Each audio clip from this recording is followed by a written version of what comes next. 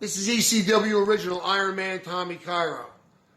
And I'm here today to tell you that on July 24th, I'll be in Hamburg, Pennsylvania at the Hamburg Fieldhouse for the Fan Fest at the ECW Reunion podcast table with none other than my nemesis from back in the day, the Sandman.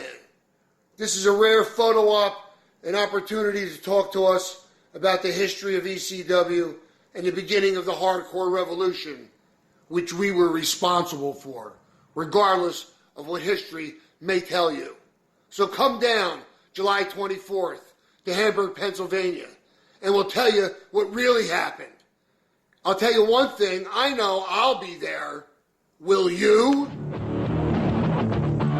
Reliving the Extreme.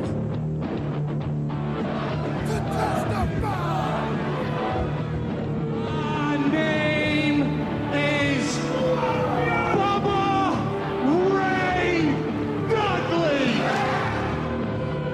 I don't need a weapon. My hands are my weapons.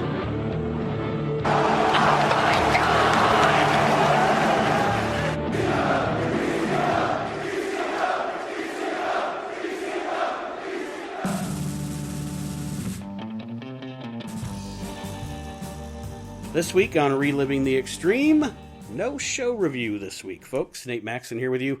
We are actually joined for a conversation this week with ECW original Tommy Cairo. Some great stories from Tommy, Chad, and Tommy talking about the backstage area of ECW back in the day. Very fascinating conversation. I knew I wouldn't have to say much this week because Chad and Tommy would take over, and that is exactly what we wanted to happen. So it was a great conversation with Tommy Cairo. There are ice cream trucks involved. I apologize, but I mean, that is what it is. There are ice cream trucks involved. But we had a great time, and let's just go ahead and get into it. Our conversation here on Reliving the Extreme with the one and only Tommy Cairo. Enjoy, everybody. Hey, Tommy, welcome to the zoo. Hey, thanks, guys. What's happening? Finally, huh? Yeah. Well, just to give you, anybody wants to know what the business can do to you, I am flat on my back right now, just about unable to move.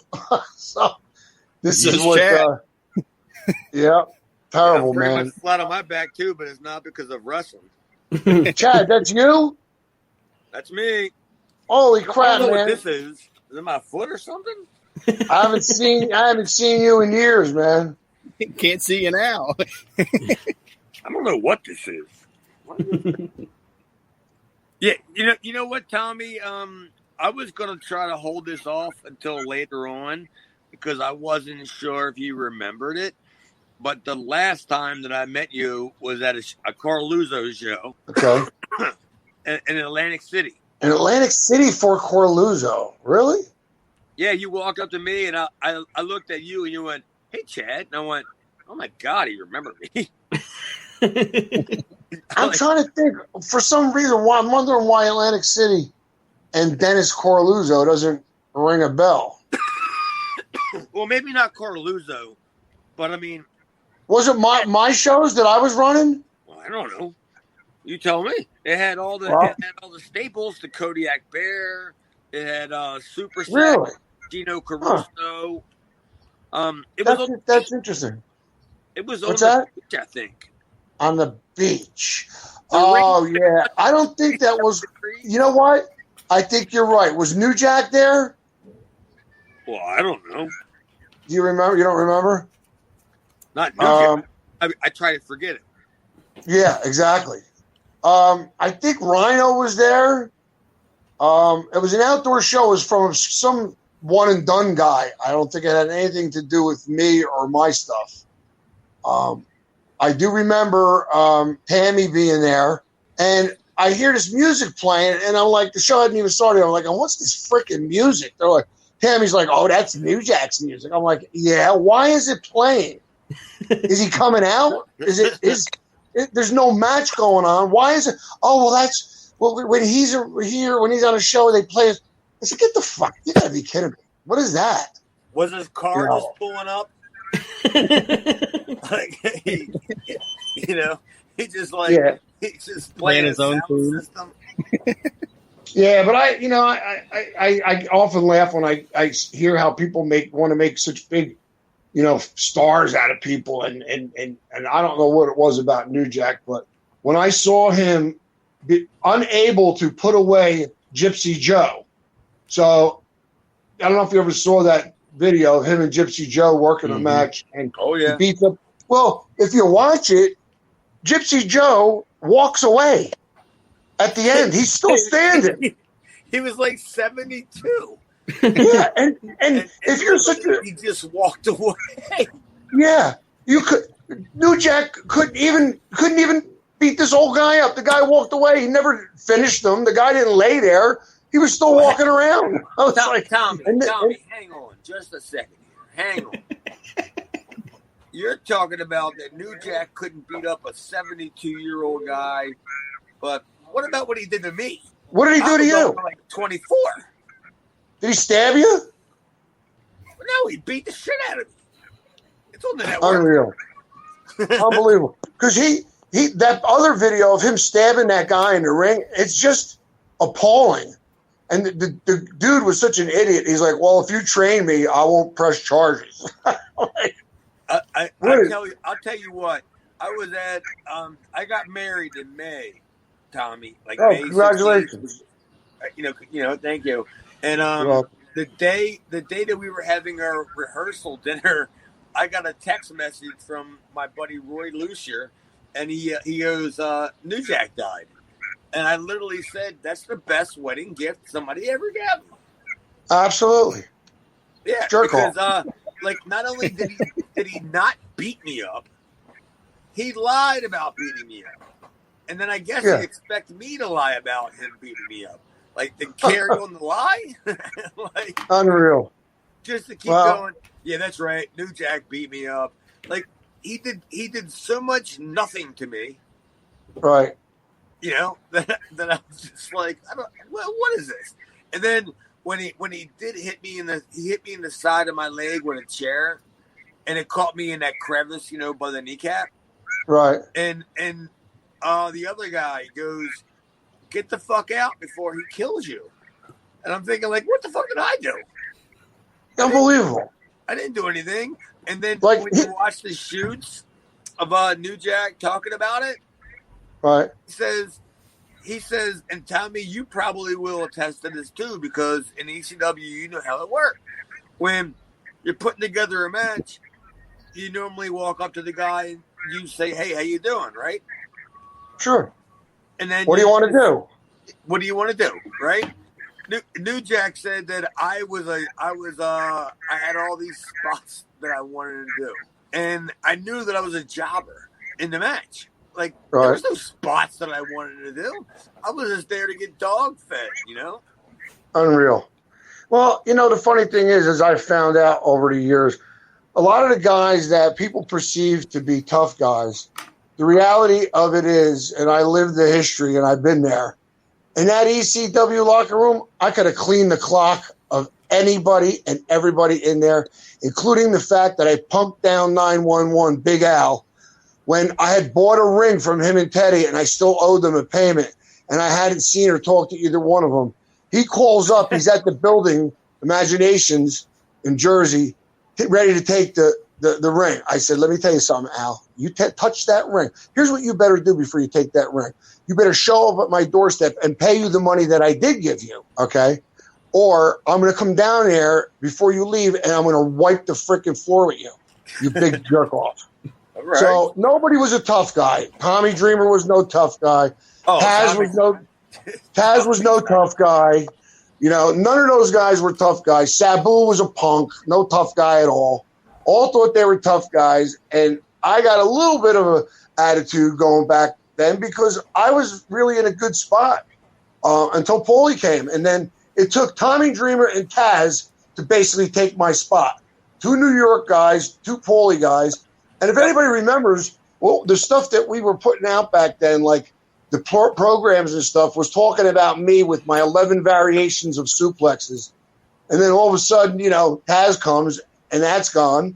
And then they put Dreamer in my place with Sandman because that's just that's Paulie, man. That's Paulie didn't like me. And changed the script. Yep. And I got news for people. We were selling out with Eddie Gilbert.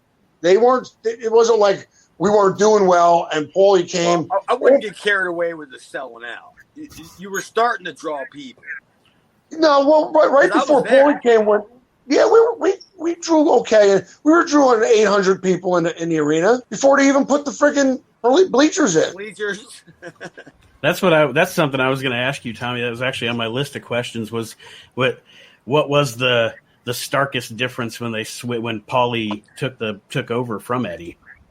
Well, the first thing I didn't like is he totally disrespected both Eddie Gilbert and Doug Gilbert, and I think he had an idea of what he wanted to do before he put it in place, and he was working against Gilbert behind his back. And when it went down in the locker room that day, he's lucky he didn't get his ass kicked because Doug Gilbert was ready to rip Paulie apart. Do you remember when Doug? Were you there when Doug was swinging the baseball bat? Yeah. Yes. And he was hitting the monitors. And hey, what about this? If anybody goes out there and tries to stop Eddie, you got to come through me first. Yeah. Now, what about the dude that wore the blow-up muscle suit? Who was that? Oh, I don't know about that. I was too busy running from Doug. He was related to the Gilberts. He was very thin. Kevin Lawler? Is that Lawler? Yes. Kid? Yes. They put him in this suit that you blow up the muscles like with a valve. No, I'm not kidding. I never saw anything like it. They must have bought it in like a Hollywood, place where you get stuff to make a guy look like Superman or whatever underneath the suit. It was an actual suit. The Sheik on that show, the original Sheik? Yes, he was. Because that was one of the craziest nights of my life. After I'm running around, after I'm getting, oh my God, what's going on? I'm getting choke slam, I get this and this and that, and run back to the back, and I see the original Sheik. Yeah, he was there. And I'm just like, what the fuck am I involved in? Yeah, with this. Well, Paulie was trying to pull in, like he didn't do anything that's not been done before, and all he did was mimic what FMW was doing at the time, and bring in all those guys. Continental. Yep, he brought in, Crash the Terminator. He brought in those, the big black kids that did the moonsaults, them for 400-pound guys. No, the headhunters. Yeah, headhunters. That was their name too, wasn't it? The big black kids. Yep, Miguelito Perez. He brought a lot of the Puerto Ricans in. That's what Bob That's what Bob Ortiz called them. And from Puerto Rico, the big black kid. You've all come here to watch them walk around. Yeah. Yeah. It was crazy. Yeah, it was a lot of crap going on. But any specific that was the Headhunters. It was Matsunaga and Motegi. I got pictures with all them guys, dude, because I was a fan of that stuff. Well, I had those guys in my apartment in Lyndhurst, New Jersey. Jesus. I picked them up. No, I had to pick them up for Crash, for Billy DeMott. So I brought him back to the apartment. Yeah, I brought him back to my apartment, and I was working for UWF at the time, and I showed him a couple of those videos. I don't even think they had seen any of that. And they were like, what's this? Like, oh, Cemento. I said, yeah, you got that right, man. I told the guys that I think that I have tapes of you doing, like, shoot fights for... Yeah, I went over to... UWFI? Yes, UWFI. Yep. I worked guys like Gene Leidick. I worked Sakuraba. I worked Takayama. Matter of fact, I worked Takayama at Jinku Baseball Stadium, and it's recorded as 48,000 people with Vader and Takada on top. Damn. So that was, what's that? I said you were on that show? Yeah, I was on that show. Greg Bobchick, who worked with... I know who that is. Vince Torelli, who you know is Shamrock. Yeah, Shamrock. Yeah, they were all from the same area, South Atlantic Pro Wrestling, and this kid, Greg Bobchick, was a really good dude. I worked him, I worked Sakuraba. I worked Matsunaga. I worked Takayama is the one that I said was 40,000 people, Jinku Baseball Stadium. I walked out there. Bob Chick told me, whatever you do, don't go look out at the crowd before you go out there. I'm like, what? I went out to shoot one of the shoots and looked out and like, man, 48,000 people. I ain't never seen that many people before, Really? When you Your came whole entire life, you've never seen 48,000 people? Not where I never worked for 48 in front of. I worked. Time. No. I also worked Sumo Hall and I worked Korakuen Hall also. Not the big one. What's the one they do all the Tokyo Dome. concerts in? the egg What's dome? that? Budokan. Budokan. Yeah, I worked Budokan, 20-something thousand people. And then when you came back to the States, they tried to work. They worked that in on ECW. They had you do like a shoot fight thing with Sullivan, I think. Yeah, have him crack me with the bell. That's a shoe fight. I hated What that. they wanted to do. I hated What they that. wanted to. Yeah, they wanted to shit on me because I took the initiative to go somewhere on my own to better my career. And then it's funny how they worked with, FMW. It was okay for them to work with a Japanese promotion, but they frowned upon me going. And I'm like, And you they know, screwed I don't you. know what- They screwed you Yeah. on that whole entire deal. Because the whole entire buildup was like, you know what? Tommy Cairo is going to beat the shit out of Kevin Sullivan. And how many times have we seen people that Kevin Sullivan had beat the shit out of? And you're like, all right, finally, somebody's going to beat the shit out of Kevin Sullivan. And it just was like, what the fuck was this? Yeah, stupid. You totally got hosed. Yeah, and it's a shame. It's like people want to question business decisions made at the top of a promotion when they don't realize that the person at the top doesn't necessarily give a crap about whether or not the angle he's doing or what he wants to put together has anything to do with good or bad business. It's just that they're on the top, they're in power. It's like the Young Bucks. They shouldn't be booking. It's a mess over there. It's a complete you mess. Yourself in the same category as the Young Bucks? Oh, sure. I'll slap the crap out of those two kids right now. No, but I'm saying, the Young Bucks are a perfect example of booking gone wrong. You got a big mess over there. You got talent up the ass. There's no rhyme or reason to the booking, to the angles. Is it booking going wrong, or is it booking going to your head? Well, no, I'll tell you why. Because look at the guys that they have in the back. They got Arn Anderson. They got all intelligent guys in the back. They must just be taking the money and doing whatever the boss wants because they're not in charge. You think Arn Anderson is going to run the show the way it's being run right now? I don't think so. I think he doesn't. They don't have any power. They're just collecting a paycheck. I don't think anybody gives a shit. Yeah, I guess. But if it were me and I was any of those guys and I knew I still was healthy. And I, of course, I can't physically work anymore. Guys like Arn Anderson. Who else is there? I think Jake the Snake is there. Malenko. Come on, you got some of the biggest brain trusts in the business and guys that aren't mad at the business. Look at Arn. Arn's not mad. He's got no grudge. He's not bitter. That's the best kind of guy to have running a promotion like that. So I can only believe that nobody is giving him or Malenko or Jake the Snake the reins. If they were, I'm sure they could straighten that crap out between them. They got enough years that they could figure it out, don't you think? So you can't work anymore? You're done? Me? Yeah. I'm retired from my regular work. I'm 63, bro. 63? When did 63. I met you in 19... 40s? That's hardly a fucking victory I can celebrate. No, I was in 94. Yeah, I was in my 30s. I beat you in my prime, in your prime. Yeah. I was none too happy either. I'm sorry. It had nothing to do with you. It's like, it had nothing to do with anybody I was working with. It had to do with the fact that Paulie said to me, well, you had your run. Now you got to give other people a chance. Well, you never really finished it. You never utilized me, to the fullest extent. No. So no big deal. Listen, I'm a happy, healthy man at 63. I got a little bit I have a stent, but I'm good.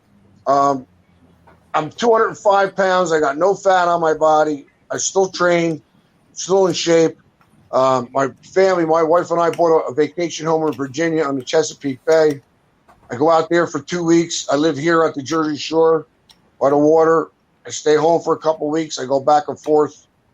I will say that I did see if there were any local promotions in that area down there. And I have scouted a couple of buildings, but that's only out of force of habit. It's not because I'm really planning on doing anything, you know. It's like if I look at and I talk about it and I look and I humor myself a little bit, then I come to reality and I'm like, no, you know, I don't want to work at anything. I don't want to do any work, and that's too much work, you know. I gotta tell you, when we were doing the show review, probably, you know, about 10, 12 shows ago, when we came across the match where it was me and you. Okay. You know, where you had to put me over. And I told him how when me and you were talking to Paulie, and Paulie was saying, this is what I want. And then you said that he wanted me to slip over. And I looked at you and I went, this guy's going to beat the shit out of me. Like, I said, this guy's going to kill me. Like because you understood that it wasn't right. Right? Well, yeah. But no, wait a minute. You're 63. It is right. No, but and listen, again, it was nothing personal. It had nothing to do with you. It was just that, you know, it wasn't good timing. And it was like I was being punished. And I have no problem putting anybody over, but you can't go from what I was doing to that in one quick step. You didn't have a problem putting me over because it was a slip. Right, it was exactly. A go-behind thing. Right. So, like, at the end of the day, when we came up with the finish, and I guess Paul okayed it, it wasn't like it really killed you. No, but, it didn't. You know, but, I mean, at the same time, I'm just like, this guy is like a staple here. But when ECW, when you say was a territory, sort of a territory, how many shows did he run per month, do you think? It wasn't a lot. It was definitely one show every month at the arena. And then he filled in whenever and wherever he could. And I mean that literally, whenever and wherever. Now, I'm sorry. I didn't want to cut you off, Tommy. But my question there is, because I've always wondered, because I'm from Ohio and I'm 42, so obviously I wasn't watching the East Coast indie scene back then. Right. So my question, yeah, I know, Chad. Damn it. You're not following David Bixen's fan? On No Bix for me. The TWA, which was Joel Goodhart's promotion.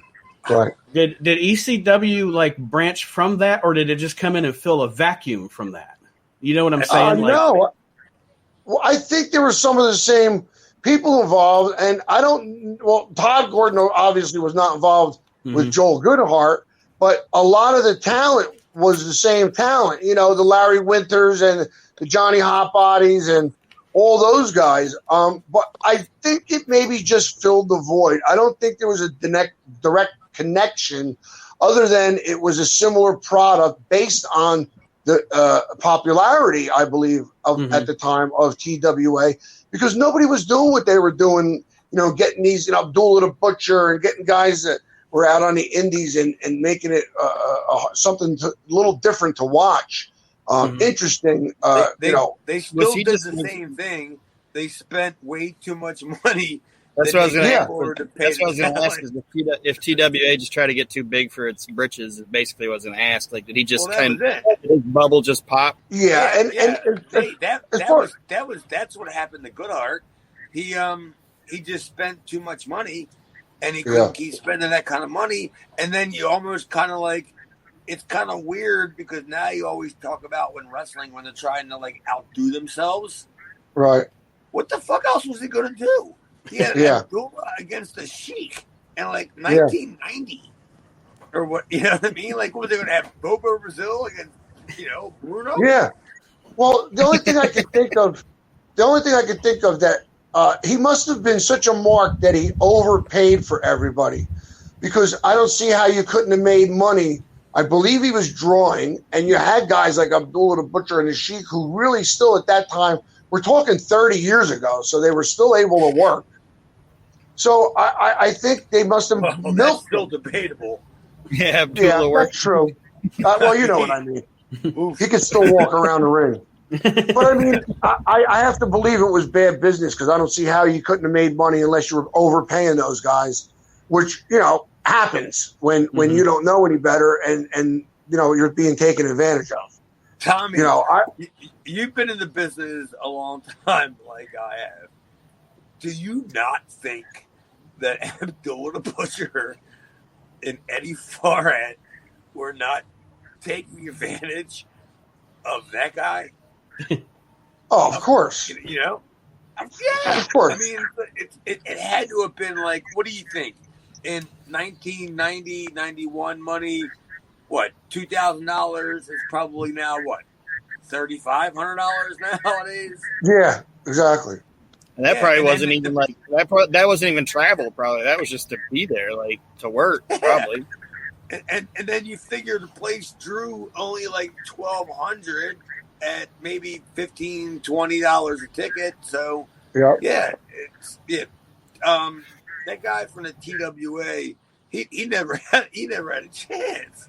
He should have had the Midnight Express against the Road Warriors on the goddamn show. Sure, but here the difference is if you're in the business like I promoted, people that promoted, like you can make money or you can not lose money because the guy that's going to ask the unknown promoter that's never been in the business and doesn't have any pedigree in the business going to charge $1,500 where I'm going to get the guy for $450 or $500. You know what I mean? I never paid that much for a piece of talent in my life. I'm just making an example.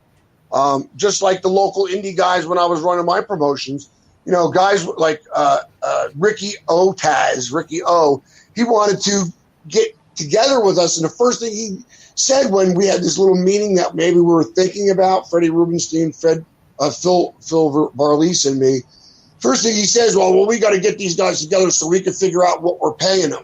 What he meant was, I'm hooking up with you guys because I want to get your price, Tommy Cairo, because I know you don't pay full price because the workers know better than to ask for an inflated amount because they know that you know what they're worth. And, you know, I'm like, no, I'm not working with this guy, Ricky O. You want to live off my reputation? You want to get my price? What benefit is it for me to have you as a partner?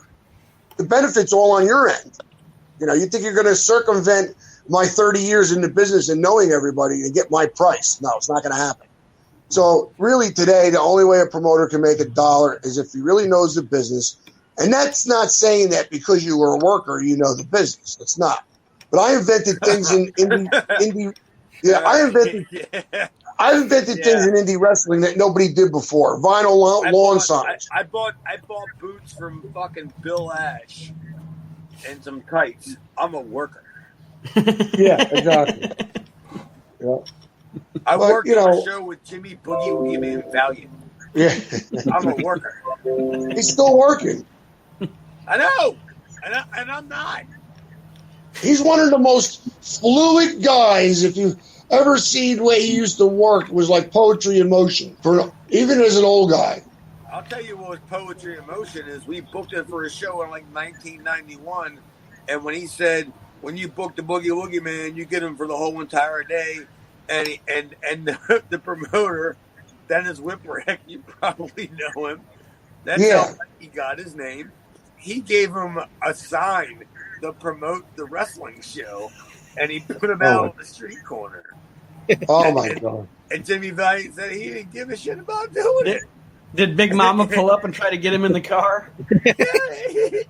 People were giving him change. Oh my God! Giving him change.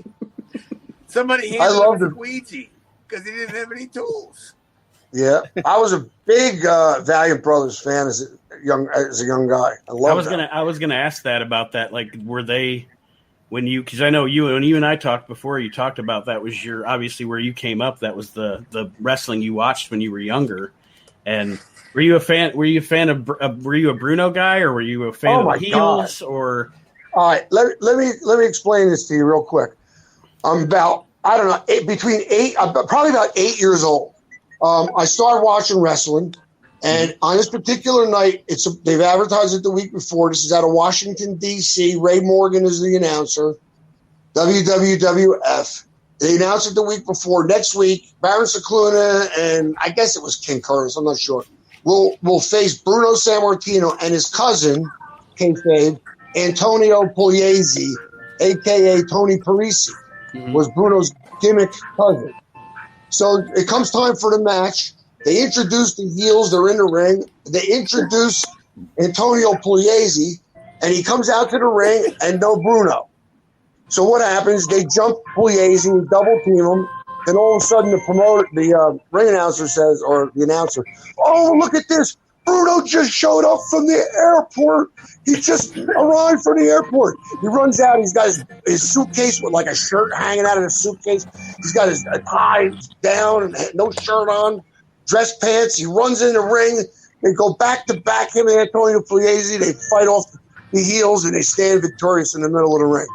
That's it. Hooked. Hook, line, and sinker. I was hooked. I'm screaming, Bruno! I loved how you just told a great story. Great story. Yeah. And my wife had everything, and in the background is the ice cream man. Yeah, I hear that. and I'm laughing, going, he's telling this great story about Tony Parisi and Bruno. And Baron Miguel Cicluna. Well, I mean, how many great stories ever conclude Baron Miguel Cicluna? But exactly. He's telling the story about it, and then here I have the ice cream man. I'm like, does anybody else not hear this? I was wondering where that was coming from.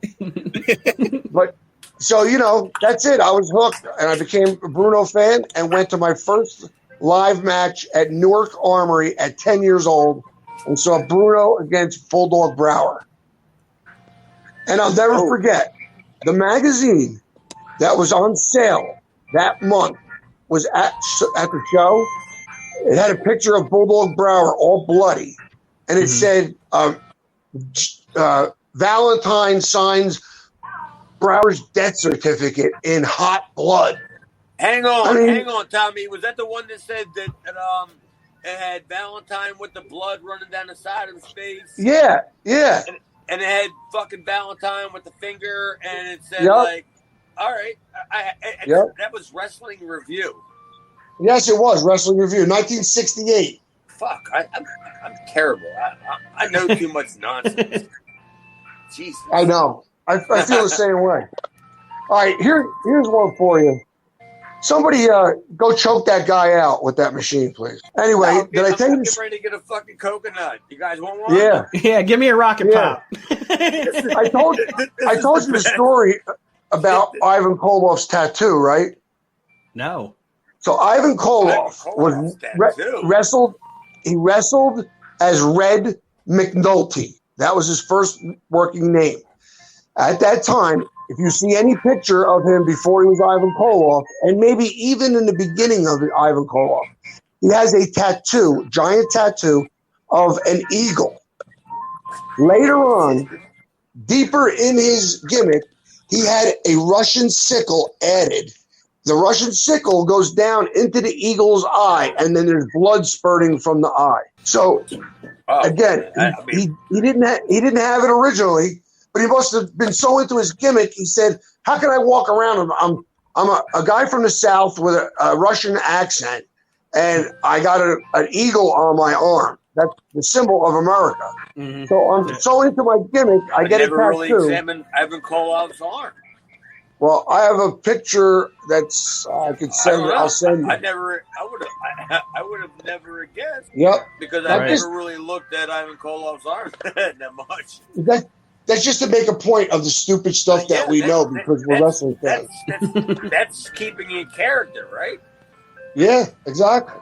Well, Carl von Hess had his name changed to Carl von Hess legally. We got to get rid of that ice cream guy. Yeah, dude, Nate, you gotta keep this. Every bit of this is going on the air, but it's fun as shit. But is that ice cream truck? Is it just parked in your yard, Chad? What's going on? Yeah, it's like the story I told of Johnny Rods. I'm 17 or 18 years old, and I'm working at South Mountain Arena in West Orange, New Jersey. And while I'm working there, the event that weekend is going to be WWF wrestling. So, of course, I'm a big fan. All I want to do is get in the back and talk to the guys. Anyway, I got to talk to a bunch of people, but I was standing on top in the bleachers and looking down, and I could see the back of the curtain, the chute that they would come out, where the Zamboni comes out. Mm-hmm. Johnny Rods is standing down there waiting to go out the curtain. I hollered down, Java Rook. He spins around his head. He looks at me, and he cracks a smile. Get the fuck out of here. Years ago, of course, many years later when I was in the business, some 10 years later, I meet Johnny Rods, one of the first guys I meet in the business, and I said to him, do you remember years ago, South Mountain Arena, some little kid, I was 18, some teenage kid screamed to you, Java Rook, and your head spun around. He goes, that was you stupid jerk. Tom, I go, yeah. Tom, hang on. Pipe it down.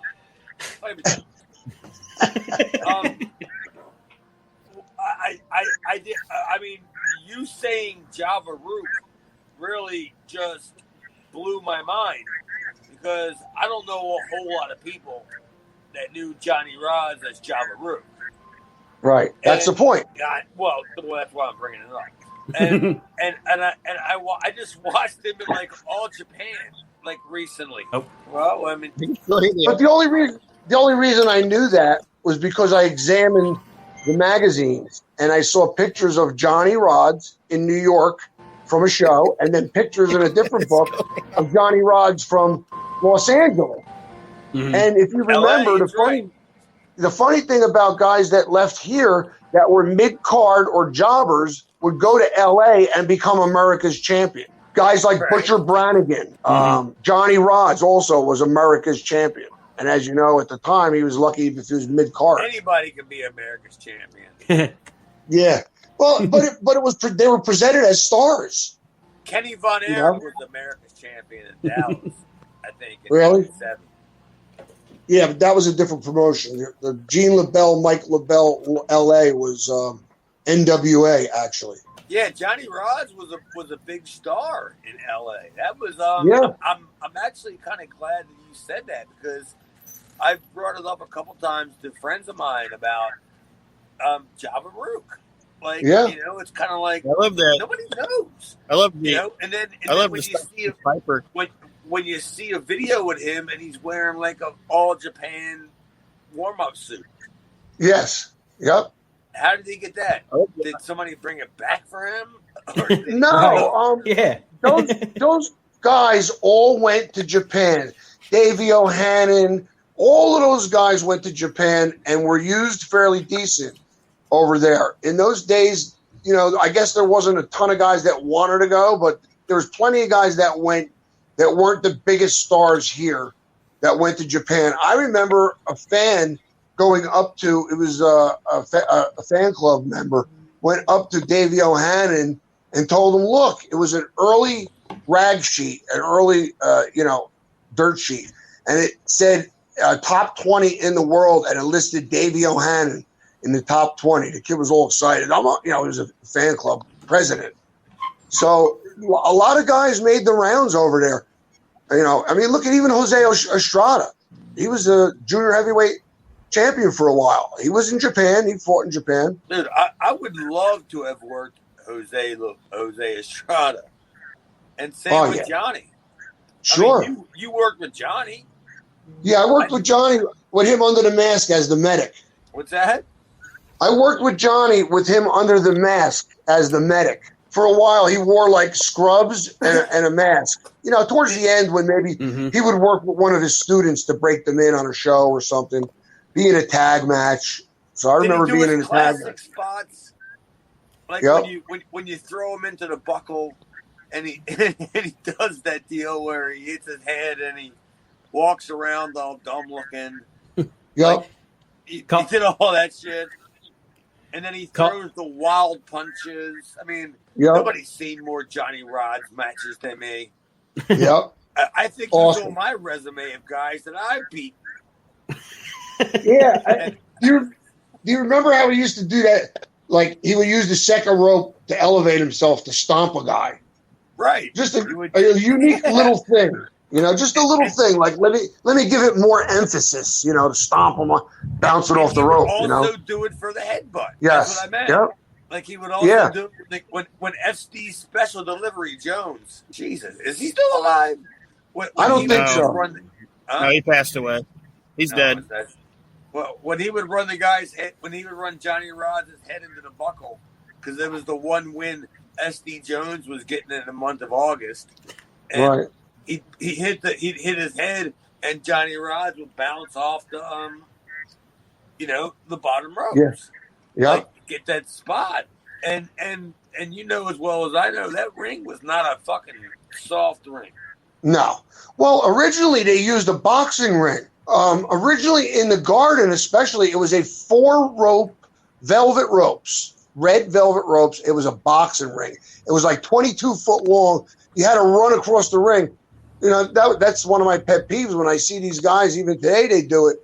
They take a guy out of the corner and they stop mid ring, and the guy's got to run the rest of the way. Like, you know, run with him, send his ass in there so he's got no recourse but to go into the corner. You know, when you stop midway. I gotta be honest, Tommy. I am so with you on that, and the first time I heard about it is when Jim Cornette brought it up. Really? And then I just said, "You're fucking right." Like, when a guy whips a guy out of the corner and he just pats him on his back and sends him to the corner. And the why would that guy keep running? Yeah. Like, why wouldn't he just take two steps and stop? You know? What superpower does this gentleman have? Why would he not go at all? Exactly. The guy clearly didn't show any effort to throw you ahead of there. But I hated that. Like, you know, I was a big fan of the Chris Benoit one. When Chris Benoit would grab you by your wrist, and when he would buckle you, he would take a bump with you. Mm-hmm. Like, he would drag you out of the buckle, but he had both his hands on your wrists, so he was, you know, throwing you into the fucking buckle. And it's not like you're going to be like, you don't even have any time to turn around. Right, exactly. Got no choice. Buckle as fast as he's throwing you into the buckle. You got a fucking rocket strapped to you at that point. Yeah. And the other big, it's not like you can plan for the spot. This is when he does it. You're just like poof. You got a mouthful of fucking rubber. You talked about working with Johnny Rods. Tommy, call me stupid. I thought you were trained by Johnny Rods. I guess you weren't. No, I wasn't. I was actually trained by Ted Petty and Bobby Bold Eagle. You know Bobby Bold Eagle, who he is? No, I know Ted Petty. Well, Ted Petty, of course, was Rocco Rock. Mm-hmm. Johnny. Cheetah Kid. Yep. I basically was trained by Teddy, and then I started to go into Gleason's gym, and a guy by the name of Bobby Cortez, who was an international junior heavyweight in the 60s and 70s. He had a ring underneath Gleason's gym in a parking garage. And from my training with Teddy, I basically went over to him. And then I went on a road with the ring truck for like 6 months with Davey G, the masked Russian guy. They called the masked Russian.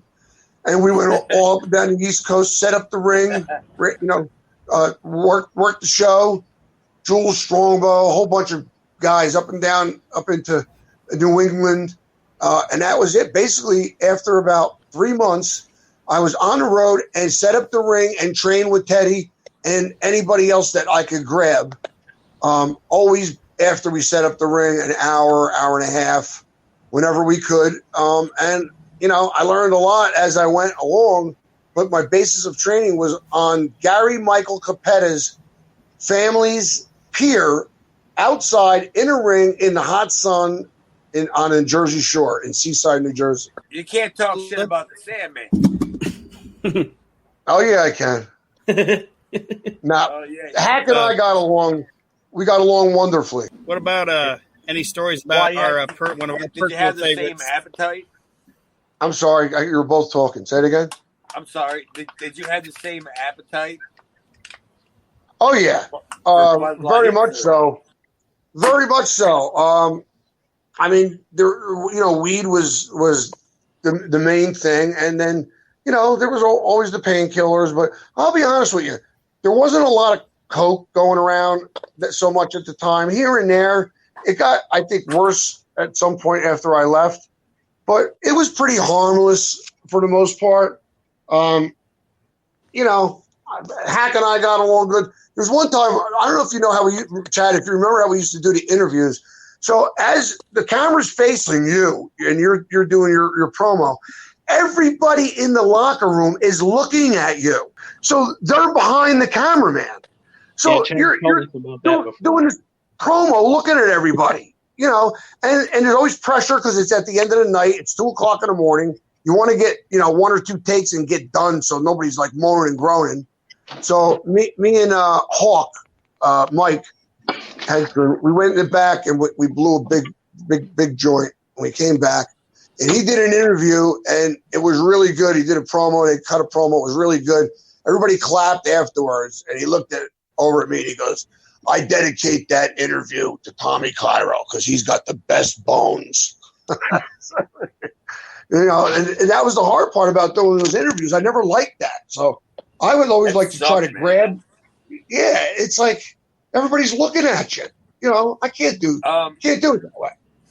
Tommy, you probably see what sucks is, well, that's not the ice cream guy, but what happened was I came along right after you. So right. you were kind of on your way out.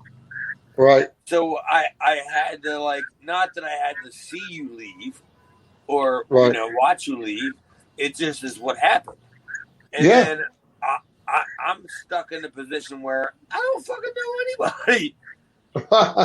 You know what I mean? Like I don't know anybody here. So how much longer did you stay? Too long.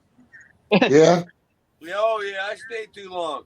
I stayed until they hired these 2 big black guys called the fucking Gangsters, and that was the last time you saw Chad Austin in ECW. According you were to there. Joey You were there into '96, weren't you, Chad? Yeah, my last match was against the Gangsters. Yeah, I don't think I made. That's when 95.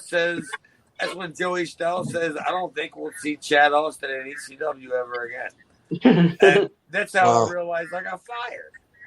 Yeah, I don't know. Listen, it was a weird dynamic there. And here's the bottom line.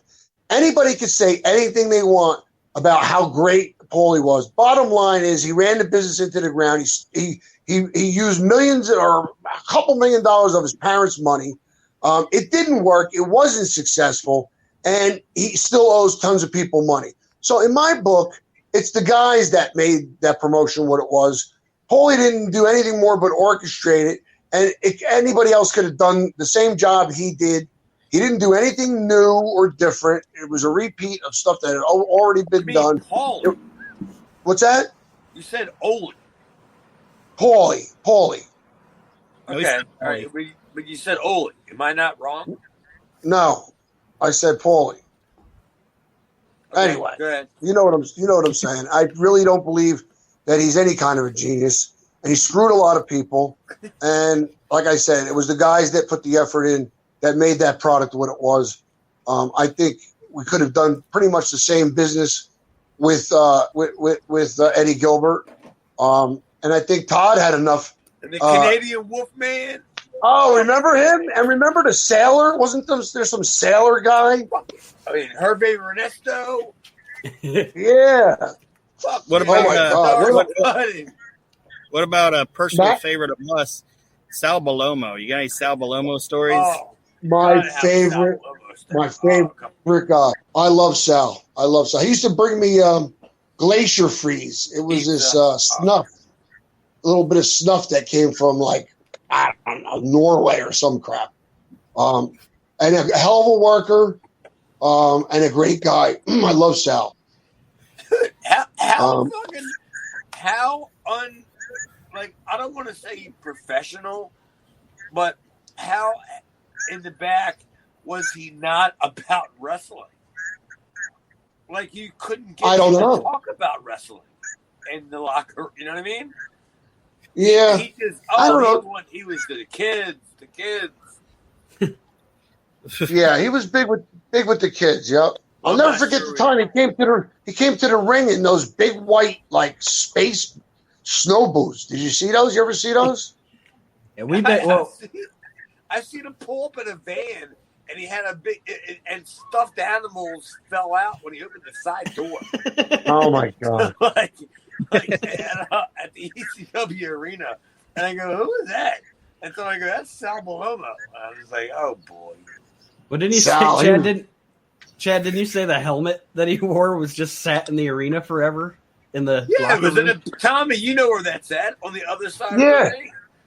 That Roman hat. Yep, the Roman hat with the brush on top. That big palm tree thing too. Yep. Oh, Sal. If you watch later on ECW TV, they used that. They used that as an entrance. Really? I think when Steve Austin was in. Oh my god! As an entrance. And let me tell you something, Sal. Just sitting in the back. He was a hell of a worker, Sal. Let me tell you, bro. As big as he was a big son of a bitch. People don't realize he was like at the end. He was close to 300 pounds and 6'4". Big guy. Well, I wasn't taking that donkey kick. No, he had those big heavy boots at one time too. That were, God forbid you got kicked with one of them. It wasn't only that; it was the fact that I wasn't just taking. Oh, somebody asked about was there any heat when we did the Peaches thing? Oh yeah. We didn't get any problem from the networks or anything, but I got the most amount of feedback from other workers that to this day will reference that what they call the garden interview. When I did the garden interview and said, sitting here eating peaches and so on and so forth. It was very controversial for the time. But like I said, the most feedback I've gotten is from other people in the business. Billy Reel just basically referenced that, saying, Uncle Tommy gave me good advice for a growing boy. Eat your vegetables and peaches. So they're still referencing, that. Or that promo, because there was, and we haven't gotten there in our show reviews yet, but there's a segment in once they move the feud on from you, like you said, they took your feud and just pretty much handed it to Dreamer. Right. But once that happened, there's a time in there where they actually show a promo from you about that situation. Yes. Were they going to work you back into the angle? Because then it kind of goes away again. Yeah, it's funny because when I did that interview, I had showed up and I went from like the high and tight haircut to having a little bit more hair. I looked different, and I had come back recently. And I think there was a plan to restart that, but somewhere it fell apart. That's a good question because I'll be honest with you, I don't even remember exactly what happened. But it was shortly after that when things started to go bad for me.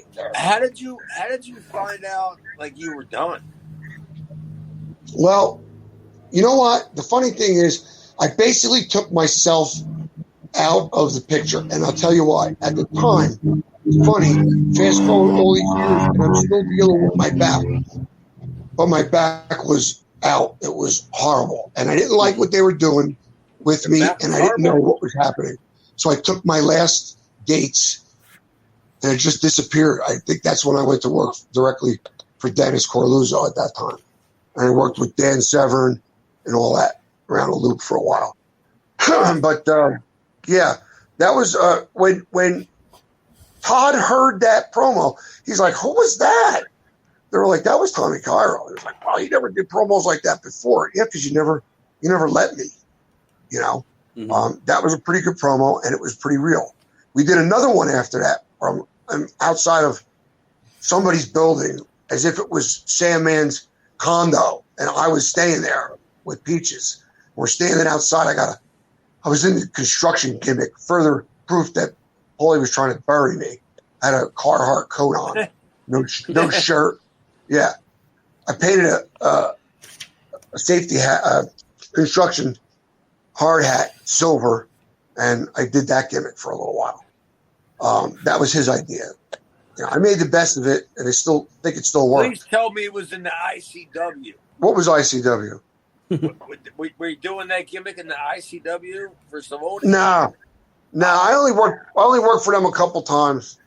Man, They shorted me on my money once, and I never let them get away with it. And then we were at a convention, and Mario Savoldi was up at the ready to take the mic, and I holler out real loud, "Hey, Savoldi, where's the rest of my money?" Well, the whole place popped. Cauliflower Alley convention. Yeah, because he probably owed everybody money, you know?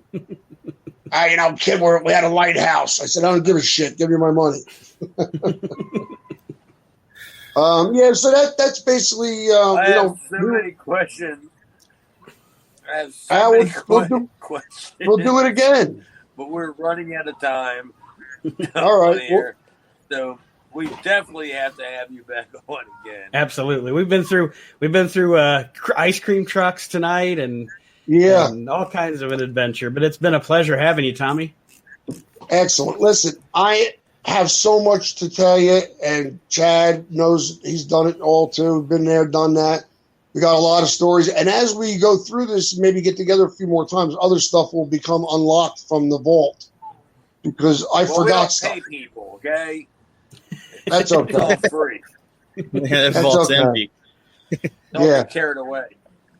No, I mean in my vault in my head. Yeah. Yeah, I'm the cheapest promoter in the world, Tommy. Sorry. That's all right. Listen, if I was in it for money, I'd have been gone a long time ago. This is all we can get now is somebody gives a crap about some of the stuff that we did. That's the only payback we get. And look, Vince paid me back. He's been airing my matches from ECW for I don't know how many years now. I got a bunch of stuff I got to send out now. I get envelopes in the mail every week. People sending me pictures. Every week I get pictures in the mail. People send me self-addressed stamped envelopes with pictures because they're new fans of what I did in the 90s because they're watching it on WWE 24/7. Tommy, I got a thing in the mail a couple months ago from somebody in like Montana. Sure. That said he was a big fan of mine. And absolutely. He wanted me to sign this like index card. Like, isn't that sad? And they send you an index. I said, I'm not doing that. Like, that's fucking. That guy set me up for something. It's an insurance scam. He's gonna murder somebody and leave it there. He's not really a fan of mine. Nah, he is. He's been watching you on WWE 24/7. Do you know how many years they've been airing that stuff? Well, somebody needs to look into his parenting skills because that kid is not being well taken care of. Hey, listen, enjoy that and take it for what it's worth. You put some time in. Anybody likes or has anything good to say about what you did, it's a beautiful thing, bro. You know what I mean? I welcome it. If anybody gives a shit about what I did in 1994, that's pretty amazing to me, you know? Yeah, nobody so gives guys a will. Nah, maybe not. Not a whole bunch of people. Maybe a few. Few dozen. Anyway, I'm watching Sammy. I'll give you that. A few dozen. Yep. I'm watching Sammy Callahan. He looks like a chubby girl. Yeah, what happened to him? He's like a pear. He looks like a chubby girl. Dude, I actually thought you said he looks like Chum. No. Like because it's Shark Week. Listen, if you... Yeah. I'm watching this. Callahan in a basket. It's bad enough having to go in the house and watch AEW. So no, I'm not watching Sandman. No, this was on. This is old Impact or something. I don't give Yeah. a shit how old it is. I'm never gonna see fucking baked potato Sammy Callahan, whatever he looks like. Well, I got heat with him because of how I closed one of my promotions, and he came in thinking he was a big shot. And it's just lucky for him that this at the time 50-something-year-old guy didn't clean his clock. And if I ever had the opportunity, I'll still have a couple words for him. I think he's a piece of crap. I think he's not good for the business at all. He's got heat with a lot of companies, even some of the ones here in Maryland that are really reputable. Right. You know, Maryland Championship Wrestling and Ring of Honor runs out of Maryland, and they had their reluctancies as far as dealing with it. I don't know. I don't work there, so. Are you still down that way? Where are you? I'm in Baltimore. Oh, I got a place in Reedville, Virginia. You know where that is? On the Chesapeake Bay, on the mainland side of Virginia. Yeah. They call it the Northern Neck. Yeah, I got a place right there. Yep, I got a place right there on the Chesapeake Bay. It's fucking beautiful. I love it. How about this? I'm going to Myrtle Beach in 2 weeks. I'll drive by and I'll wave at you. Okay, that's cool. You better wave from the boat. Well, Tommy, thank you for joining us. You're welcome. Whenever you need me, let me know a day ahead of time. All right, will do. Thank you, sir. All right, Chad, it was good seeing you, buddy. Be good. Hey, buddy. Take care, sir. Stay healthy, huh? Thanks. All right. Healthy? And listen, all you guys, stay in touch with yourselves, all right? Hey-o. All right. See ya. See ya. Reliving the Extreme is a production of Maxing Out Media, all rights reserved.